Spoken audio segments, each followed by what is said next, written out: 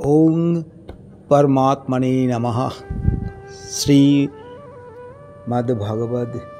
গীতা দ্বিতীয় অধ্যায়,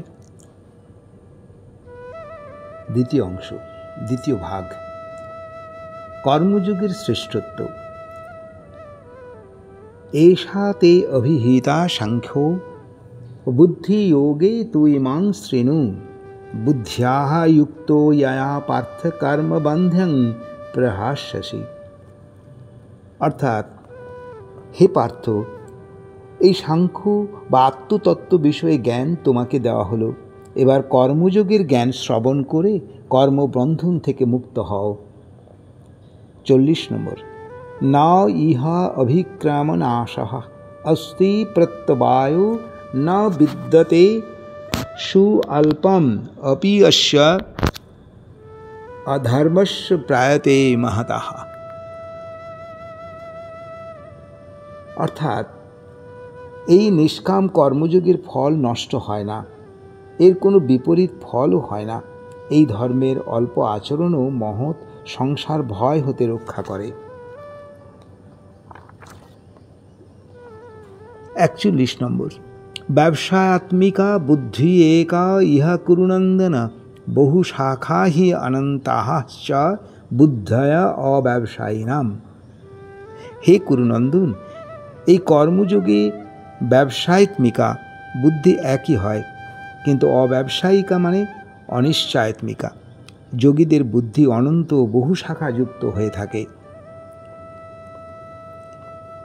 ইয়াম ইমাং পুষ্পিতাং বাচং প্রবদন্তি অবিপশ্চিতঃ বেদ বাদরতা পার্থ নন্যাত অস্তি ইতি বাদিনঃ।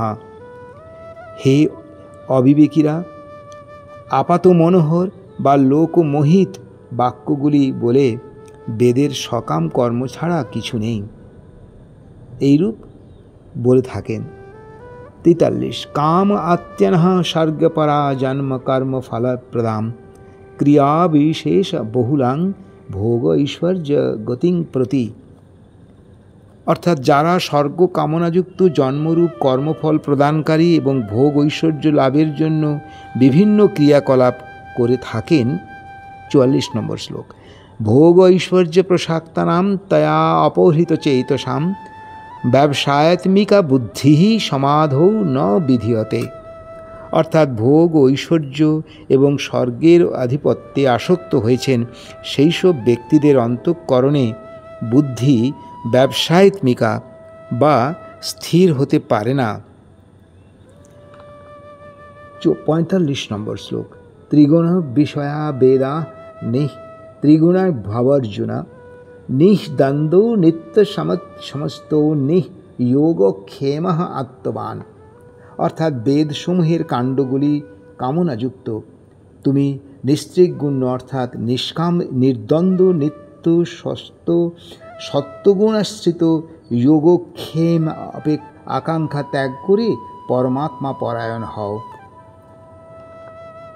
46 নম্বর, यावानि अर्थ उदुप्पाने सर्वतः संप्लुत उदके भावान सर्वेषु वेदेषु ब्राह्मणस्य बीजानतः। অর্থাৎ, সর্বত্র জল প্লাবিত হলে ক্ষুদ্র জলাশয় অপ্রয়োজন, তেমনি ব্রহ্মনিষ্ঠ পুরুষের কাছে বেদও তেমনি অপ্রয়োজন। 47 নম্বর, কর্মণি এব অধিকারতে মা ফলেষু কদাচন মা কর্ম ফলহেতুঃ ভূ মা তে সংজ্ঞা মা অস্তু অকর্মণঃ। অর্থাৎ, কর্তব্য কর্মেই তোমার অধিকার, কর্মফলে তোমার অধিকার নেই। সুতরাং তুমি কর্মফলের কারণ হইও না এবং কর্তব্য ত্যাগে যেন আমার আসক্তি না হয়। 48, যোগস্য কুরু কর্মাণি সংযং তত্ত্ব ধনঞ্জয় সিদ্ধি অসিদ্ধ সমো ভূত্বা সমত্তং যোগ উচ্যতে। এখানে যোগ সম্পর্কে ভগবান শ্রীকৃষ্ণ বলছেন যে যোগস্থ হয়ে কর্ম করো, অর্থাৎ ঈশ্বরার্থেই কর্ম করো, ফলাসক্তি বর্জন করো, সিদ্ধি পরাজয় অপরাজয়কে সমান জ্ঞান করো, কারণ এই সমত্বকেই যোগ বলা হয়। 49 নম্বর, দূরে নহি আবরং কর্ম বুদ্ধি যোগাৎ ধনঞ্জয় বুদ্ধৌ শরণম অনিচ্ছ্বাহা কৃপণাঃ ফলহেতুবঃ। অর্থাৎ বুদ্ধি যোগ হইতে সকাম কর্ম নিকৃষ্ট। তুমি বুদ্ধির শরণ নাও, কারণ ফলাকাঙ্ক্ষীরা অতি কৃপণ বা হীন হয়। এটি অত্যন্ত গুরুত্বপূর্ণ শ্লোক 50 নম্বর। বুদ্ধিযুক্ত জহাতি ইহ উভে সুকৃত দুষ্কৃতে তস্মাৎ যোগায় যুজুষ্ব যোগ কর্মসু কৌশলম। বুদ্ধিমান মনীষীগণ কর্মজ ফল ত্যাগ করে বুদ্ধিযুক্ত ব্যক্তির লোকেই পাপ পুণ্য উভয়ই ত্যাগ করে।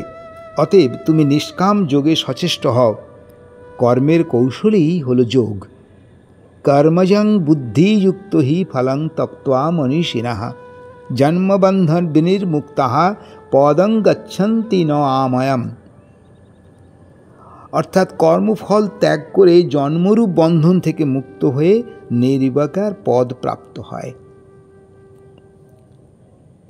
52 যদা তে মোহ কলিলং বুদ্ধিঃ ব্যতিতরিষ্যতি তদা গন্ত্যাসি নির্বিদং শ্রুতবিশ্ব শ্রুতস্ব চ। অর্থাৎ যখন তোমার বুদ্ধি মোহরূপ মালিন্য অতিক্রম করবে, তখন তুমি শ্রুত ও শ্রবণীয় বিষয়ে ভোগের থেকে বৈরাগ্য লাভ করবে। এখানে দূরেন হি আবরং, এটা মানে কি অতিহীন। অনিচ্ছা মানে শরণ নাও, জহাতি ত্যাগ করো, যুজুষ্ব সচেষ্ট হও। 53 নম্বর শ্লোক। শ্রুতি বিপ্রতি পরাতে যদা স্থাস্যতে নিশ্চলা সমাধৌ অচলা বুদ্ধি তদা যোগম অবাপ্স্যসি। অর্থাৎ নানা প্রকার শাস্ত্রীয় মতভেদে বিক্ষিপ্ত তোমার বুদ্ধি যখন নিশ্চল হয়ে যাবে, পরমাত্মায় অচলা হবে, সেই সময় তুমি যোগ প্রাপ্ত হবে। তার যোগ সম্পর্কে এই কয়েকটা শ্লোকে তিনি বললেন।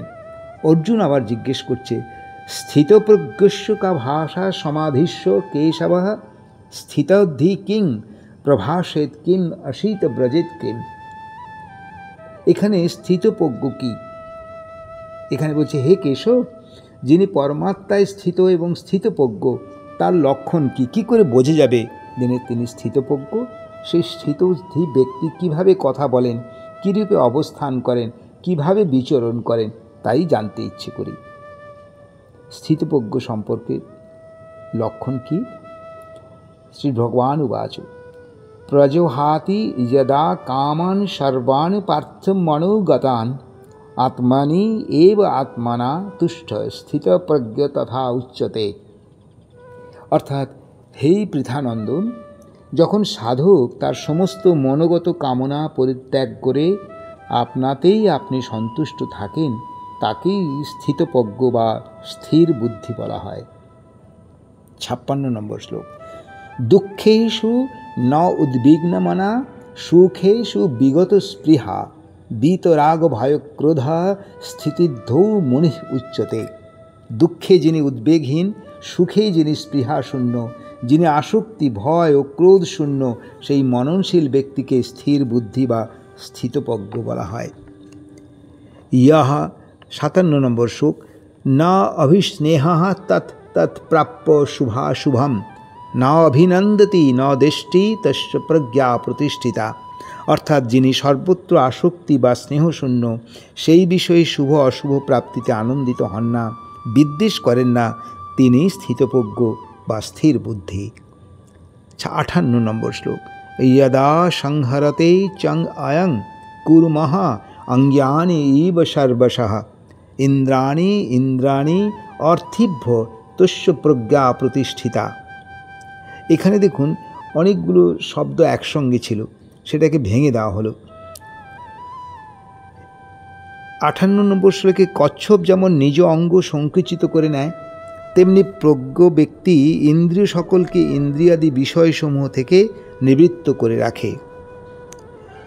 এইটি অতি সুন্দর একটা শ্লোক, এটা একটু মন দিয়ে শুনলে বুঝতে পারবে যাবে। বিষয়া বিনির্বন্তন্তে নিরাহারস্য দেহিনঃ রসবর্জং রসঃ অপি অস্য পরং দৃष्ट्वा নিবর্তন্তে। অনাহারী ব্যক্তি বিষয়ভোগ নিবৃত্ত হলেও তার বিষয় তৃষ্ণা নিবৃত্ত হয় না। পরমাত্মা দর্শন হলে তবেই তার বিষয় তৃষ্ণা নিবৃত্ত হয়। এই যততো হি অপি কন্তেয় পুরুষস্য বিপশ্চিতঃ ইন্দ্রিয়াণি প্রমথানি হরন্তি প্রসভং মনঃ। হে কন্তেয়, যত্নশীল বিদ্বান মানুষের প্রমথশীল অর্থাৎ চিত্ত বিক্ষেপ ইন্দ্রিয়গুলিকে চিত্তকে বলপূর্বক আকর্ষণ করে। তানি সর্বাণি সংযম্য যুক্তবাসিতো মৎপরঃ বশেহি যস্য ইন্দ্রিয়াণি তস্য প্রজ্ঞা প্রতিষ্ঠিতা।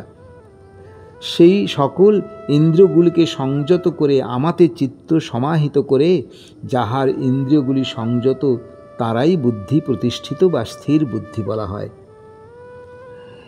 অত্যন্ত একটা গুরুত্বপূর্ণ জায়গা যে বিষয় চিন্তার কুফল, যারা বিষয় নিয়ে বেশি চিন্তা করে, বিষয় বাড়ারভাবে তাদের কি ফল হয়, তাই পরের দুটো শ্লোকে ভগবান শ্রীকৃষ্ণ বলছেন।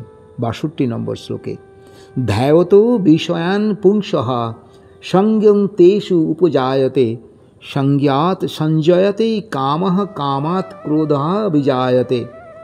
অর্থাৎ বিষয় নিয়ে চিন্তা করলে মানুষের আসক্তি জন্মায়। আসক্তি থেকে কাম, কামনা থেকে ক্রোধ, ক্রোধ থেকে সম্মোহ আর মূঢ়তা, মূঢ়তা থেকে স্মৃতিভ্রম, স্মৃতিভ্রষ্ট হলে বুদ্ধি নাশ হয় এবং বুদ্ধির নষ্ট হলে মানুষের বিনাশ বা পতন হয়। পরের শ্লোকটা তাই বলেছেন, ক্রোধাৎ ভবতি সম্মোহ সম্মোহাৎ স্মৃতিভ্রম স্মৃতিভ্রংশ বুদ্ধিনাশ বুদ্ধিনাশাৎ প্রণশ্যন্তি।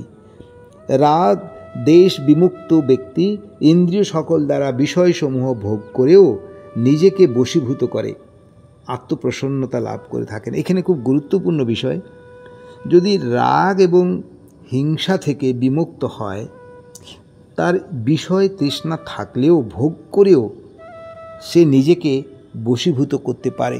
এটি অত্যন্ত গুরুত্বপূর্ণ শ্লোক। 65 নম্বর, প্রসাদে সর্বদুঃখ্যানাম হানিঃ অস্য উপজায়তে প্রসন্ন্যঃ চেতসঃ হি আশু বুদ্ধি পর্যবস্থিতিষ্ঠতে। হৃদয়ে প্রসন্নতা জন্মালে সর্বদুঃখের ত্রিবিধ দুঃখের নিবৃত্তি হয়। এইরূপ প্রসন্ন হৃদয় ব্যক্তির বুদ্ধি শীঘ্র স্থির হয় এবং পরমাত্মায় স্থিত হয়। তার মানে কি, যাদের চিত্ত প্রসন্ন বা হৃদয় সবসময় প্রসন্ন থাকে তারাই ঈশ্বর তাদের দয়া করেন। নাস্তি বুদ্ধি অযুক্তস্য না চ অযুক্তস্য ভাবনা না চ অভায়ত শান্তি অশান্তস্য কুতঃ সুখম। অর্থাৎ যার বুদ্ধি নাই, ভাবনাও নাই, ভাবনা শূন্য ব্যক্তির শান্তিও নাই, শান্তিও না থাকলে সুখ কোথায় থাকবে। 67 নম্বর, ইন্দ্রিয়াং হি চরতাং ইয়ত মনঃ অনুবিধয়তে তৎ অশ্বহারতি প্রজ্ঞাং বায়ু নাবম ইব অভ্যংসী। অর্থাৎ ইন্দ্রিয়গুলির মধ্যে কোনো একটি যখন মনকে নিজের বশীভূত করে, জলের উপরিস্থিত বায়ুতাড়িত নৌকার ন্যায় মন সাধকের প্রজ্ঞাকেও হরণ করে। 68 নম্বর, তস্মাৎ যস্য মহাবাহো নিগৃহীতানি সর্বস্বঃ ইন্দ্রিয়াণি ইন্দ্রিয়ঃ অর্থেভ্যঃ যস্য প্রজ্ঞা প্রতিষ্ঠিতা। হে মহাবাহু, যাহার ইন্দ্রিয় সমূহ বিষয় হইতে নিবৃত্ত হয়েছে তার প্রজ্ঞা স্থির হয়েছে জানবে। ইয়া নিশা সর্বভূতানাং তস্যাং জার্গতি সংযমী যস্বা জার্গতি ভূতানি সা নিঃসা পশ্যতে মুনেঃ। অর্থাৎ সাধারণ ব্যক্তির পক্ষে যাহা রাত্রি অর্থাৎ পরমাত্মায় বিমুখ সংযমী ব্যক্তিরা জাগ্রত থাকেন। সাধারণ ব্যক্তি যাহাতে জাগ্রত থাকেন আত্মদর্শী মুনিগণের পক্ষে তা রাত্রি স্বরূপ। শান্তি পাওয়ার উপায় ভগবান শ্রীকৃষ্ণ বলছেন কি করে শান্তি পাওয়া যায়। অপূর্যমানিশম আচলং প্রতিষ্ঠিতং অসমুদ্রম আপঃ প্রবিশ্যন্তি যথবৎ তদ্বৎ কামাং ইয়ং প্রবিশ্যন্তি সর্বেশ শান্তিম আপনোতি না কামকামী। অর্থাৎ যখন জলরাশি নির্বিকারে অতল গভীর সমুদ্রে প্রবেশ করে তেমনি সকল কামনা যার মধ্যে প্রবেশ করে, বিকার থাকে না, সেই বিষয়কামী পুরুষ শান্তি পান। অর্থাৎ পরের ৭১ নম্বর শ্লোকে বিহায় কামায় ইয় সর্বান পুমান চরতি নিস্পৃহঃ নির্মমো নিরহংকার স শান্তিমধিগচ্ছতি। অর্থাৎ যে ব্যক্তি সমস্ত কামনা পরিত্যাগ করে নিস্পৃহ নির্মম অহংকারহীন, তিনি শান্তি লাভ করেন।